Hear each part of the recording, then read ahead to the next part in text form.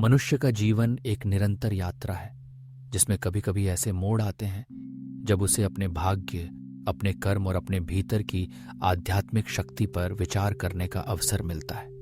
संतों का संग, उनकी कृपा और उनके सान्निध्य में प्राप्त मार्गदर्शन साधारण जनजीवन को असाधारण बना देता है। यह अध्याय श्री साई सच्चरित्र का 21वां अध्याय ऐसे ही कुछ सौभाग्यशाली व्यक्तियों की कहानियों के माध्यम से हमें बताता है कि कैसे संतों का संपर्क, उनका उपदेश और उनकी लीला हमारे जीवन की दिशा बदल सकती है।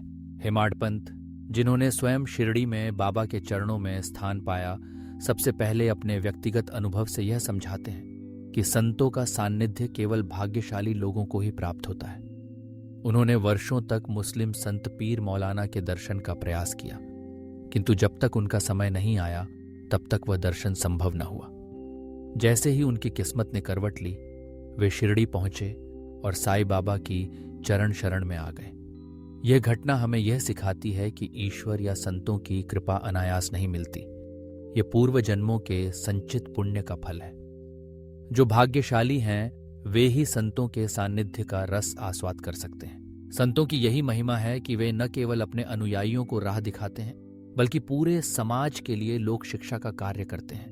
वे विभिन्न रूपों, स्थानों और काल में प्रकट होकर एक ही ईश्वर की शक्ति के अधीन हमें ज्ञान, भक्ति और सेवा का संदेश देते हैं। चाहे वे भौतिक रूप में एक दूसरे से भिन्न हों, लेकिन उनकी चेतना और उद्देश्य एक ही होता है, मानवता का कल्याण। श्री V.H. ठाकुर की कथा उल्लेखनीय है। वे सरकारी सेवा में कार्यरत थे और एक बार बेलगांव के निकट वडगांव गांव पहुंचे। वहां एक कानड़ी संत आप्पा मिले जो विचार सागर नामक ग्रंथ का अर्थ समझा रहे थे। विदाई के समय संत ने ठाकुर जी को यह उपदेश दिया कि वे इस ग्रंथ का अध्ययन करें और भविष्य में एक उत्तम संत का सान्निध्य प्राप्त करेंगे जो उन्हें मानसिक शांति और मार्गदर्शन देंगे। आगे चलकर जब ठाकुर जी का स्थानांतरण हुआ और उन्हें अनेक कठिनाइयों का सामना करना पड़ा, तो उनकी मुलाकात नाना साहेब चांदोरकर से हुई, जिनके माध्यम से उन्हें साईं बाबा के बारे में जानने का अवसर मिला। शिरडी पहुंचने पर साईं बाबा ने उन्हें वही रहस्यपूर्ण बातें कहीं जिनका उल्लेख कानड़ी संत ने पहले ही कर दिया था। बाबा ने स्पष्ट किया कि आध्यात्मिक पथ आसान नहीं है। जैसे नाणेघाट पार करना या भैंसे की सवारी कठिन है, वैसे ही आत्मज्ञान की राह में भी श्रम और समर्पण आवश्यक है। ठाकुर जी की यह कथा यह दर्शाती है कि सिद्धांत जानना पर्याप्त नहीं, उसे जीवन में आत्मसात करना, आचरण में लाना और गुरु के प्रति समर्पण दिखाना ही वास्तविक साधना का मार्ग है। केवल ग्रंथ पढ़ने से बिना गुरु की कृपा के आत्मानुभूति संभव नहीं। ठाकुर जी के लिए यह अनुभव शिरडी में आकर सिद्धांत से व्यवहार की ओर बढ़ने की प्रेरणा बना। इसके बाद पूना निवासी श्री अनंतराव पाटणकर की कथा आती है। उन्होंने वेद, वेदांत, उपनिषद और पुराणों का गहन अध्ययन किया, लेकिन फिर भी उन्हें मानसिक शांति प्राप्त नहीं हुई। वे यह समझकर शिरडी पहुंचे कि साईं बाबा केवल अपनी दृष्टि और सरल वचनों से शांति प्रदान करने की क्षमता रखते हैं। बाबा ने उन्हें प्रतीकात्मक रूप से एक कथा सुनाई। एक सौदागर घोड़ी की लीद के 9 गोले एकत्र करता है और उसे मन की शांति प्राप्त होती है। जब पाटणकर जी इस कथा का अर्थ नहीं समझ पाए, तो दादा केलकर ने उन्हें समझाया कि ये 9 गोले नवधा भक्ति के प्रतीक हैं। श्रवण, कीर्तन, स्मरण, पादसेवन, अर्चन, वंदन, दास्य, सख्य और आत्मनिवेदन। इन 9 प्रकार की भक्ति में से किसी एक को भी मन, वचन और कर्म से अपनाया जाए तो भगवान स्वयं प्रकट हो जाते हैं। केवल जप, तप, योग, वेद पाठ तब तक निष्फल हैं जब तक उनमें भक्ति का भाव नहीं जुड़ता। यही सच्ची साधना है। अगले दिन बाबा ने पाटणकर जी से पूछा कि क्या उन्होंने लीद के 9 गोले एकत्र कर ली। पाटणकर जी ने विनम्रता से स्वीकार किया कि गुरु की कृपा के बिना यह संभव नहीं। बाबा ने उन्हें आशीर्वाद दिया और उनकी साधना सफल हुई।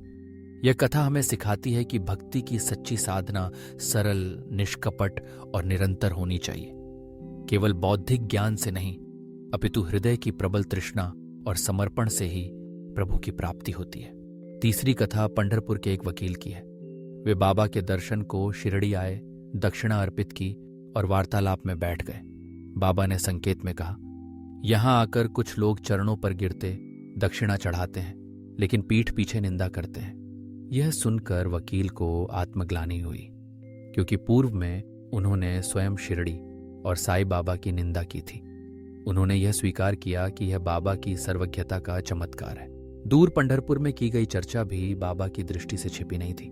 उन्होंने स्वयं की भूल स्वीकार कर भविष्य में किसी की निंदा न करने का प्रण लिया। इन सब कथाओं से यह शिक्षा मिलती है कि संत न केवल हमारे बाहरी व्यवहार बल्कि हमारे अंतर्मन में उठने वाले विचारों को भी जानते हैं। वे हमें सत्य की राह दिखाते, दोषों का परिष्कार करते और भक्ति के मार्ग पर आगे बढ़ने के लिए प्रेरित करते हैं। चाहे शारीरिक दूरी कितनी भी हो, उनकी दृष्टि, उनकी कृपा और उनका स्नेह सर्वत्र व्याप्त है। साईं बाबा की महानता, उनकी लीला और उनकी दयालुता असीम है। उनका जीवन एक खुली पुस्तक है जिसमें हर पृष्ठ पर भक्तों के कल्याण की अमिट छाप अंकित है। अंत में यही भाव मन में जागृत होता है कि संतों की शरण में आकर उनके उपदेशों को न केवल सुने बल्कि उन्हें अपने जीवन में आत्मसात करें।